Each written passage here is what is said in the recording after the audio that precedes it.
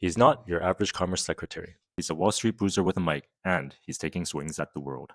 It's given the rise of BYD and other Chinese competitors, for example, that are so aggressive. But the West, so the Europeans are going to block Chinese cars. They're going to learn their lesson. People learn from us that you got to block. Howard Lutnick doesn't do diplomacy. He does dominance.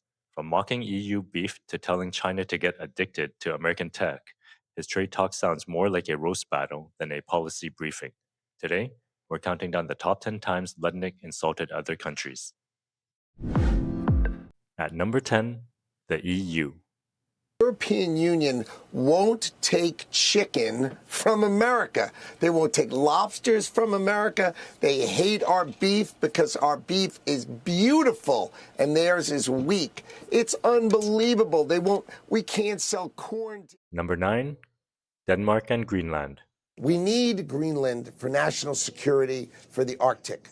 Everyone would agree that Greenland is vital. And why is Denmark there? Because the Vikings conquered it hundreds of years ago?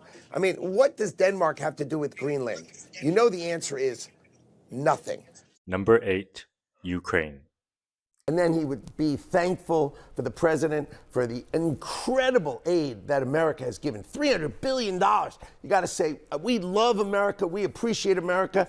You know, we want you by our side. And if you think we should have peace, we should have peace, right? But instead he said, I want $300 billion in reparations from Russia. I want them off my land. I want all the land, really, all the land, and reparations and security guarantees. The answer was, it's just way too far. That's not a peacemaker. That's a troublemaker. And that's what the president saw. Number 7, Brazil.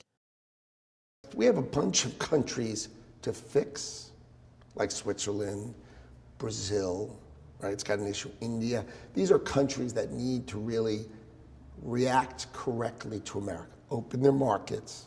Stop taking actions that harm America. And that's why we're off sides with them. So we need to sort those out. And those, I think, will be sorted out. But they take time. And these countries have to understand that if you want to sell to the U.S. consumer, right, you've got to play ball with the President of the United States. Number 6, Taiwan. What's natural for Taiwan is we produce 95%. We feel great about it. And, you know, Donald Trump would say, it's not healthy for you or healthy for us because we protect you. And for us to protect you, come on, you need to help us. Number 5, Switzerland. Now you go to Switzerland, 9 million people. I mean, what are they going to offer the American exporter as compared to the size and scale by which they export and earn money off of us? So the idea is we need balanced and fair trade, and that's a difficult thing. Now, you saw the Japanese. They decided to take a completely different path.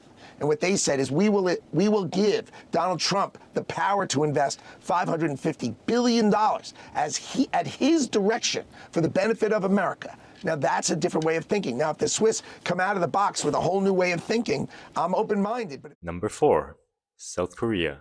Short-term work visas, train Americans, and then head home. I think the president is very clear. I think you're going to see an ABC from him. A, you come in, B, you train Americans, and C, you head on home. Number 3, India.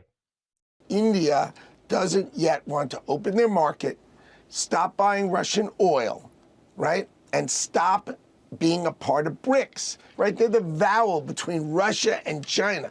If that's who you want to be, go be it. But either support the dollar, support the United States of America, support your biggest client, who's the American consumer, or I guess you're going to pay a 50% tariff, and let's see how long this lasts. It's all bravado because you think it feels good to fight with the biggest client in the world. But eventually, your businesses are going to say, you've got to stop this and go make your deal with America. So I think, yes, in a month or 2 months, I think India is going to be at the table, and they're going to say they're sorry, and they're going to try to make a deal with Donald Trump, and it will be on Donald Trump's desk how he wants to deal with Modi.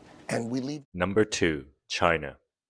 The newest chip is called the Blackwell. Then they have the H200 and H100. This is like the fourth one down. So the fourth one down, we want to keep China using it. We want to keep having the Chinese use the American technology stack because they still rely upon it.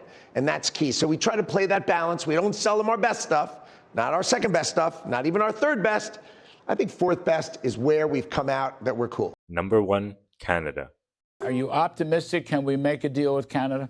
I think it's really complex. I think this is really complex because they have been basically feeding off of us for decades upon decades upon decades, right? They have their socialist regime, and it's basically feeding off of America. I mean, the president calls that out all the time. Why do we make cars in Canada? Why do we do our films in Canada? Come on. So I think That's Howard Lutnick, Commerce Secretary turned global roastmaster. Whether you call it tough talk or trade trashing, one thing's clear. He's not here to make friends. He's here to make deals with a side of insults. Thanks for watching. Please like and subscribe for more upcoming videos.